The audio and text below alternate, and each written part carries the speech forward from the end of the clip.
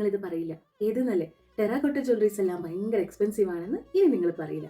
കാരണം കമ്മലും മാലയിലും ഇന്ന് ഇൻട്രൊഡ്യൂസ് ചെയ്യുന്നത് വളരെ സിമ്പിൾ ആയിട്ടുള്ള ചെറിയ ത്രെഡിൽ ബീഡ്സ് കൊടുത്തിട്ട് ടെറാക്കോട്ട ലോക്കറ്റൊക്കെ വരുന്ന ഒരു ജ്വല്ലറി സെറ്റാണ്. അതായത് കമ്മലും മാലയും കൂടിയിട്ട് വരുന്നതാണ്.